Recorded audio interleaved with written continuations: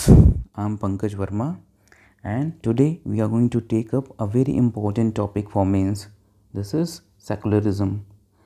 So before we begin into the topic, let me tell you in brief about myself. I am currently a faculty of political science and international relations at Chanakya IS and I have given 5 mains UPSC mains actually and have appeared twice for UPSC interviews. So let us begin with the topic.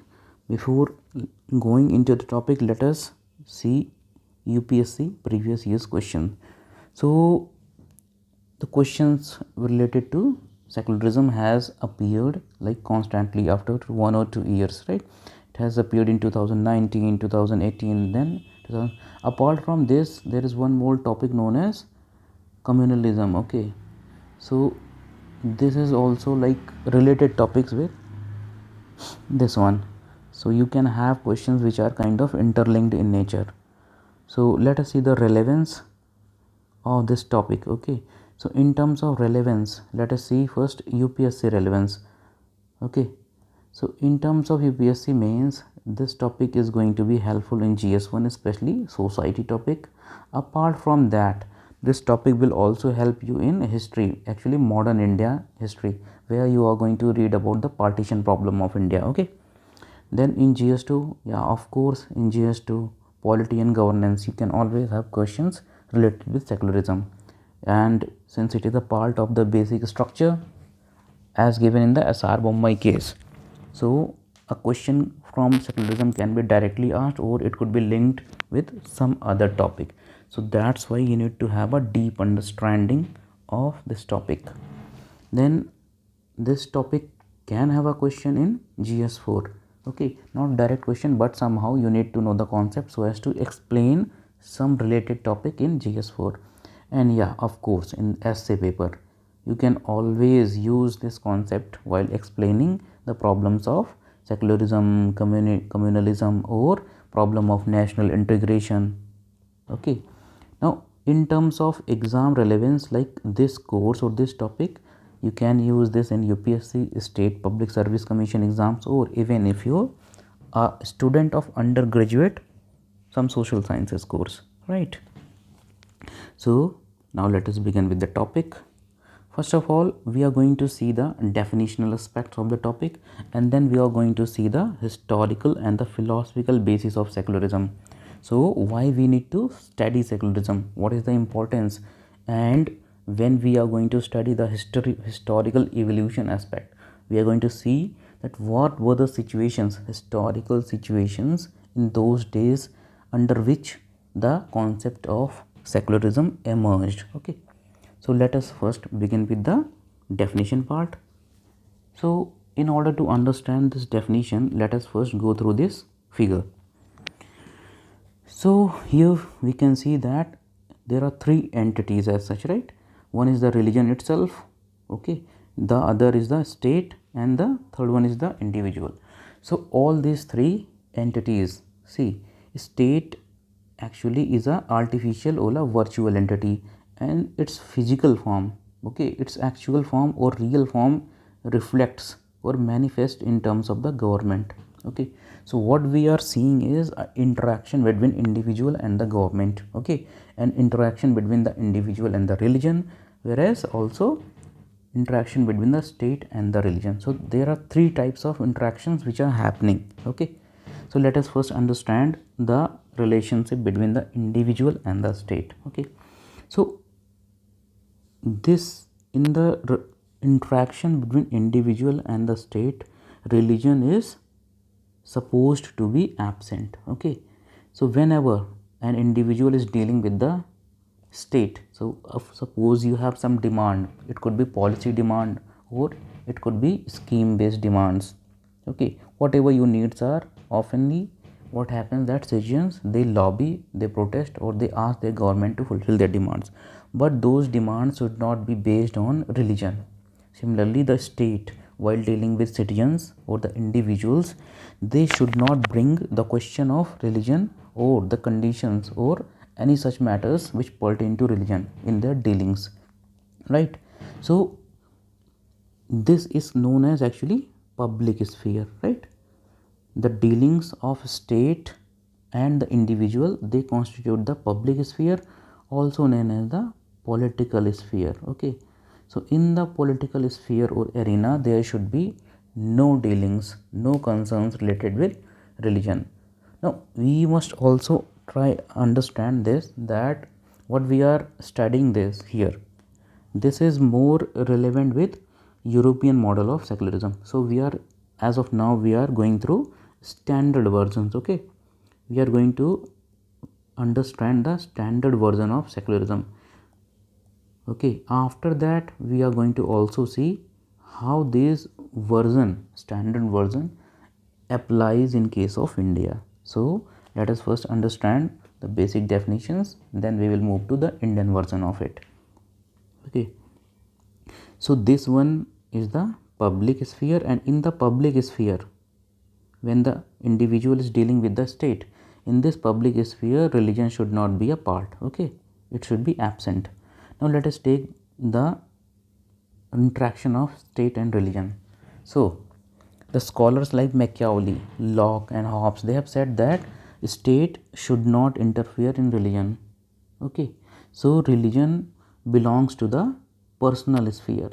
Now see, this sphere, this is known as personal sphere, personal or private sphere. Okay, that is your dealings with other individuals, your peers, your friends, and within the family. This is the personal sphere, and state should not interfere in the personal sphere of the individuals. So individuals and the religions, this is their private matter, how they practice, how they profess, how they take the matters of faith and belief. So state should not have to do anything with all these things, right? Now, so here there are two terms, right? State should be either neutral or it should be equidistant. We are going to see this, what these terms mean. As of now, just understand that state and religion, the relationship should be either neutral or it should be equidistant. Okay, so now after studying this, let us now go to the definitional aspects. So in very simple terms, if you are going to write an answer, simply what you have to write is secularism means separation between state and religion. Simple terms, what we studied over here is that between the state and the individual, religion is absent, and between state and religion, it should be neutral or equidistant. This is how you have to define it. Remember that whenever you are writing UPSC answers, okay, or for that matter, if you are writing even your undergraduate courses, exams of undergraduate courses, then also you should always begin with a definition. Okay, try to incorporate the definition of the key terms. So if there is a question on secularism, you should always try to give a standard definition in 1 or 2 lines. You should explain what secularism means. After that, you should enter into the debate, then try to give the pros and cons or the issues which the question is trying to ask. So in terms of definition, how are we going to define? It is simply the separation between the religion and the state. Now there are two versions of it. First is the religious neutrality, second is the principled equidistance, right? So we are going to understand these terms. So what equidistance is? Simply it means that, since like, just try to understand the situation of India. In India there are more than one religion, right? We are a diverse country having multiple religions like in Hinduism, Islam, Christianity, okay, then Sikhism, Buddhism. So when the state is dealing with these religions, okay, so then it should maintain equal distance, like it should not favor some religion and neither it should discriminate against some other religion, right? This is what equidistance means, maintaining equal distance. Okay, maintaining equal distance from all the religions. Okay, and this simply means that there should be no favor, there should be no favor towards any religion. Okay, towards any religion, and at the same time there should be no discrimination. Okay, there should be no discrimination discrimination against any religion. Okay, so suppose in India there is a government elected by the minorities, sorry, not minorities but actually majorities, because in most of the government, the most of the countries, most of the democracies, actually the government is majority government, right? So because of that, what happens that whichever religion is dominant in any country, that government comes to power. Okay, so in India, like Hindus are dominant, in Pakistan Muslims are dominant, okay, and in Bangladesh also Muslims are dominant. So most of the times what is going to happen in a democracy, there will be a government which is actually representative of the majority community, right? So whatever be the situation, if a country, okay, if a country is secular, then it must not discriminate against or favor towards any of the religions. Okay, so this is what principled equidistance means. Now let us see the second term, this one, religious neutrality. See, we all know what neutral means, right? That means not being biased towards anybody, not favoring, not discriminating. So neutrality means you are not going to interfere, you don't have to get involved with the religion, you leave it. Okay, total withdrawal. Neutrality means the state has to be totally, it has to be totally withdrawing, it has to be totally withdrawing from the space of religion. Okay, so there are three features, the core, these are the three core features of secularism. If you want to know whether a country is truly secular or not, then what you have to do, you have to just check for these three features. Now this is the standard version, okay, remember this is the standard version, standard definition of secularism. So first one is the separation between religion and state, second is universal citizenship, and third one is freedom of religion. Now what's universal citizenship means? This simply means that all individuals, right, have rights. Now especially we are talking here about democracies, okay, we are not talking about theocracies or authoritarian type of governments. So universal citizenship means that rights which are accorded to the individuals, they must be equal. Okay, so every individual must have equal rights, every individuals must have equal rights, and no one, okay, no one should have special rights, no one should have special rights. Okay, special rights. So especially what happens if you take example of Indian Constitution, then from article 25 to 28, that is freedom of religion, see these rights are available to everybody. Okay, so this qualifies the condition of universal citizenship. Every individual has the right to what? To practice, to propagate, to profess their own religion, right? So this is actually freedom of religion, article 25 to 28, and this is available to everyone, right? But apart from that, in Indian Constitution there is article 29 and 30, this is related with cultural and educational right? So this is related or available to linguistic and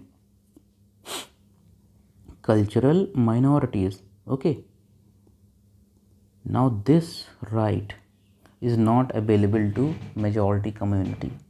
This is what differentiates, like this is a kind of group right. Okay, group right means which is available to people not as individual but as a member of a community. So these kind of rights are available only to minorities. So when applied to Indian situation, this test fails. Okay, in India we have a concept of differentiated citizenship. Okay, differentiated citizenship. So as per Western scholars like D.E. Smith, so these scholars say that India is not a fully secular country. Though we see certain features of secularism in India, but we cannot call India as a truly secular country. right? So this is the reason why they say that India is not a truly secular country, because we have a concept of differentiated citizenship in which certain groups of people, especially the minorities, have special rights. Okay, and we don't need to stress that much on this topic, because we already know that freedom of religion is available under articles 25 to 28. So this simply means that every individual, no matter to which religion he belongs, okay, he or she should have the right, okay, should have the freedom to practice, profess and propagate their religions. Okay, now after studying this, now let us move to the historical and philosophical basis of secularism. See, now why should be studying this topic? Is this actually relevant for UPSC or not? So see, the nature of the question in UPSC is now like it is in form of debate. Okay, you are not going to be asked like what is secularism, explain it. It will be always be in the nature of debates. You will have to discuss it, you will have to critically analyze it, and then using examples you have to elucidate or substantiate your argument. Okay, and in this situation you need to have a certain background of the concept. So in this we are going to see the historical evolution and the philosophical basis of secularism. Okay, so yes, we know that any concept, okay, any concept in political science or in social sciences, actually it emerges, okay, it emerges out of certain historical condition. Okay, there is a particular situation, and every concept is a child, it's a child of its time and space. Now space means it is a product of its geography, and time, it is a historical situation. So secularism is a child of what? It is a child of Renaissance. I hope you have heard this word Renaissance. This is a kind of revival of ancient learning, okay, cultural and literary learning in Europe. So it is a product of Renaissance, and it is a product of what? Christianity.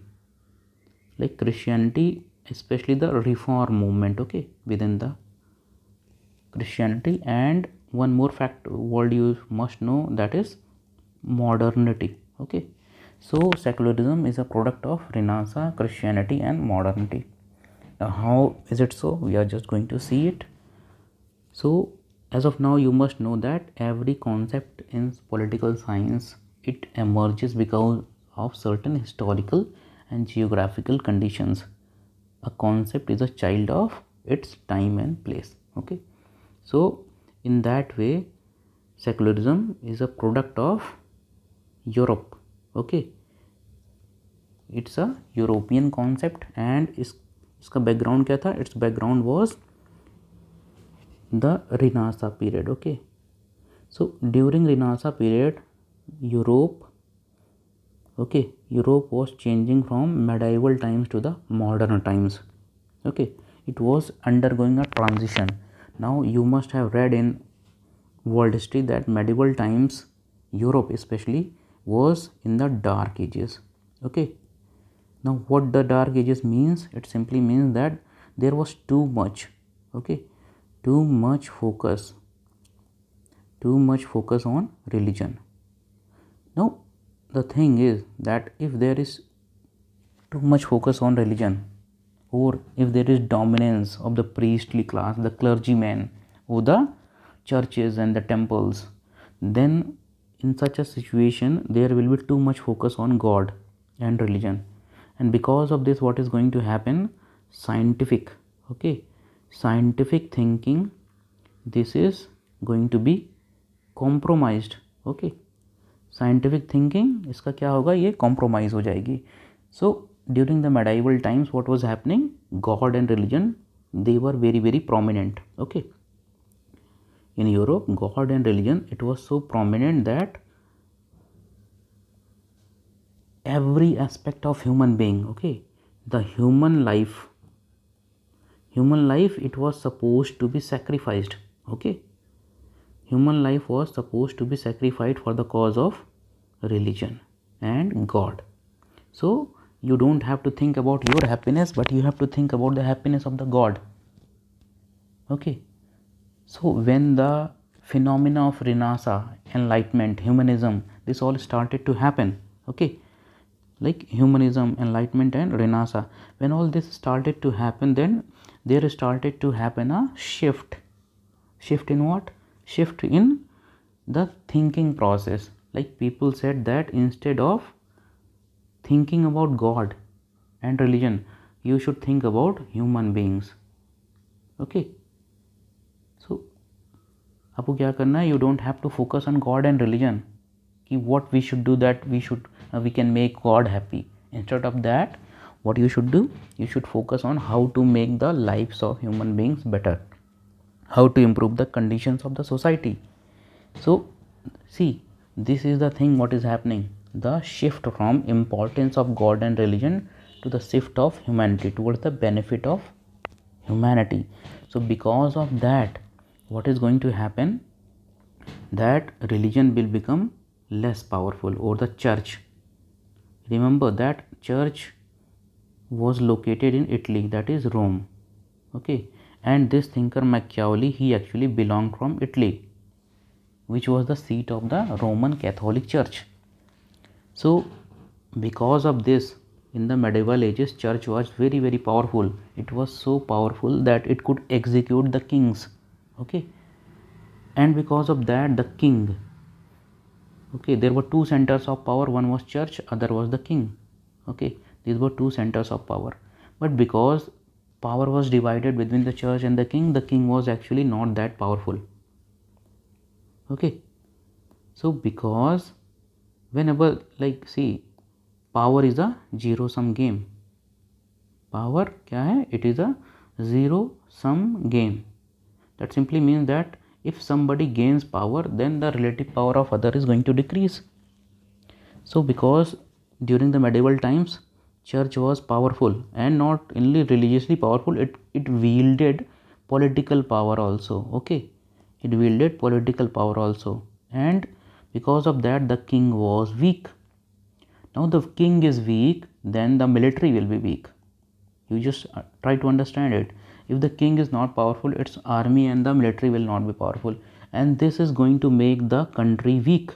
Okay, when the king is weak, the country itself will be weak. So because of that, most of the European countries, because of the dominance of the church, these countries, kings and the nation states, they were weak. So in this background comes Machiavelli, who was a diplomat actually. Okay, and Italy during his times was quite a weak power, and other countries like France and Germany, they were powerful.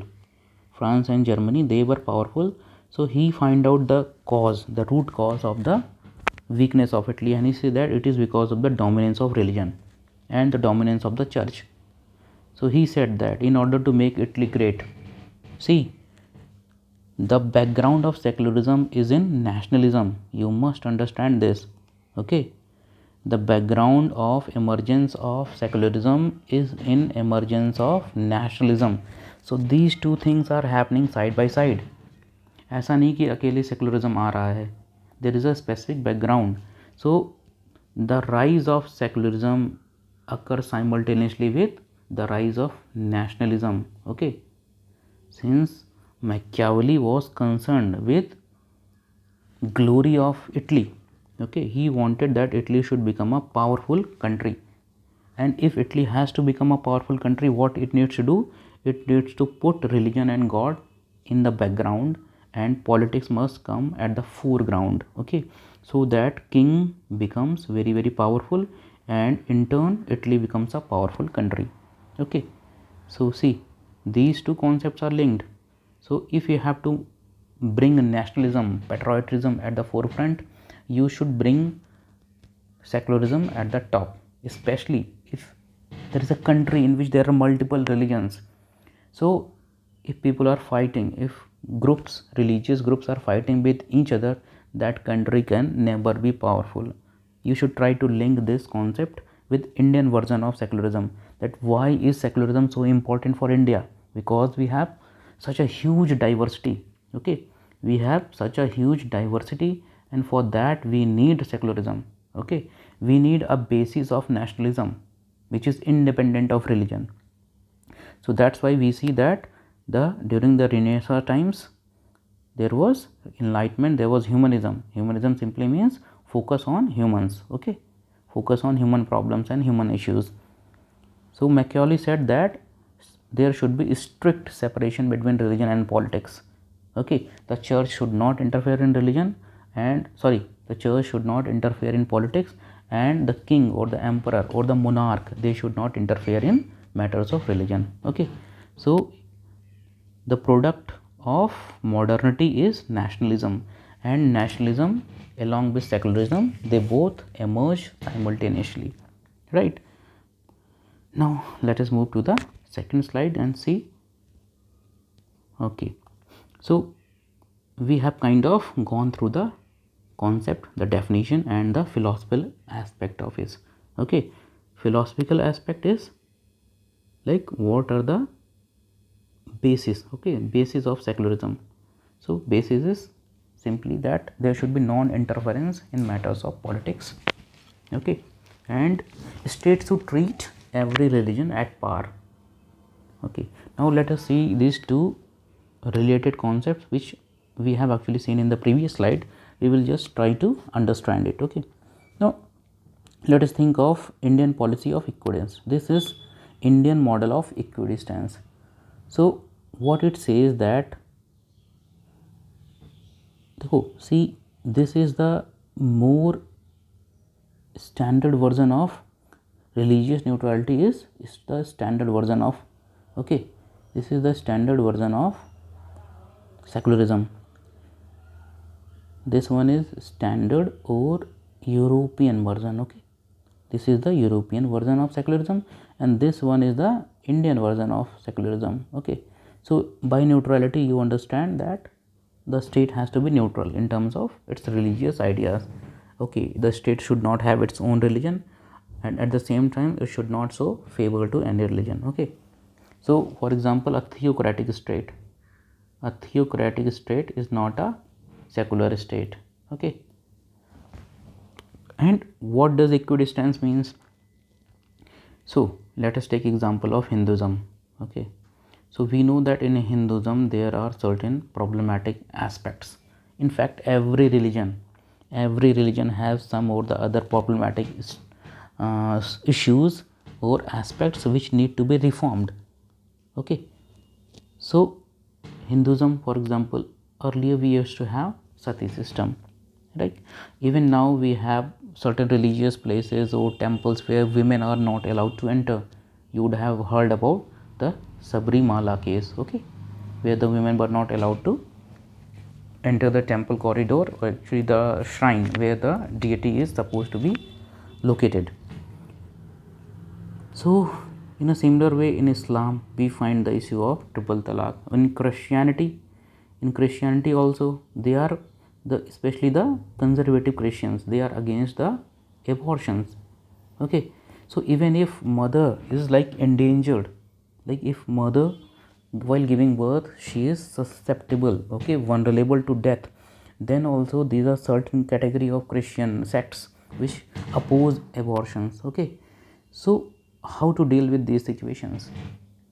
Should state not intervene so as to take care of these issues? Because ultimately state काम क्या है? State, the purpose of state is welfare of the citizens. So if there are issues with certain religions, then what we need reforms. Okay, we need religious reforms, we need regulations, right? So Indian Constitution provides the state this capability that it can interfere or intervene in religious matters if they are needed to be reformed. Second thing is that in Indian version of secularism, the state can even promote. Okay, see, in the European model or the standard model, state should not promote, but in Indian model the state is allowed to even promote religions. But the thing is, if if the state is promoting religion A, then it must also promote religion B. Okay, it should not favor or disfavor anyone. So if the state is organizing Hajj Yatra, okay, for the Muslims, if the state is organizing Hajj Yatra for Muslim, then it is also organizing Kailash Mansarovar Yatra. Okay, it is also organizing Kailash Mansarovar Yatra for the Hindus. Okay, similarly, like there is a Geo-Parsi scheme. There is a Geo-Parsi scheme. What it aims? It aims to increase the population of the Parsis, because the population of Parsis is showing a declining trend. Okay, so in that way, India as a country, as a secular country, tries to promote each of the religions. But this is what ideal situation should be. But in reality, the things can be biased. Okay, so that we are going to take up in the third part of the lecture. Here we are just going to focus with the basics. Okay, now let us see, there are actually certain concepts which are interlinked with secularism. So most often than not, secularism will be found in the democracies. Okay, because you need to have certain rights so as to enjoy secularism. Then rational basis of nationalism, like it should be the secular. See, nationalism as an idea could be based on religion also. Like for example, in countries like Saudi Arabia, Iran, okay, where they have a theocratic government. So in that countries, religion could be used as a tool to instill what? Nationalism. Okay, so you can use any of the ethnic identities. Some countries can use race, okay, okay, or religion. So this could be even language. In the older days, language was used as a, okay, one of the tools, or the basis of nationalism. So here secularist, the scholars say that in a secular country, nationalism should be the ideology and it should not be based on religion. It should be independent of religion, right? So you don't need religion so as to raise the feeling of or arouse the feeling of nationalism. It could be based on your culture or the heritage or literary traditions or sports. You have to use a medium of nationalism which is independent of independent of religion. Okay, then we have talked about this universal citizenship, and India as such does not have, actually Indian model is a hybrid. Okay, Indian model is a hybrid. So we have both. We have universal also and we have differentiated citizenship also. Okay, so you must remember that Indian model is a hybrid model. Okay, we have actually borrowed certain features from Western model and we have also innovated. We have added to the concept of secularism certain of our own innovations. Okay, so with differentiated citizenship, there is one more concept which is linked, that is called multiculturalism. Okay, so we are going to see them in the later lectures, that how it is, what multiculturalism is and how it is related with differentiated citizenship. Okay, and then last point, which is like very important for secularism, is equality before law. Okay, so we know that in Indian constitution from article 14, okay, from 14 to actually article 18, right? From 14 to 18 we have right to equality, and within that article 14 is right to equality before law. Okay, so for a secular country we need all these features. Now there are certain divergences in the Indian model of secularism. So in the next part of the lecture we are going to focus on those discussions. Okay, in the part 2 of this video, part 2, we are going to see the difference. We are going to have a table and we are going to study what the differences are. Okay, so we are going to see this in the part 3 of the video. As of now, let us end this lecture, and please visit our YouTube channel so as to have the detailed knowledge of this topic. Okay, so friends, this is it, and if you have any feedbacks, do write them on the comments, and I'm going to try to incorporate those feedbacks. And if you like this video, please press the like button and stay tuned to our channel. Thanks a lot for watching the video.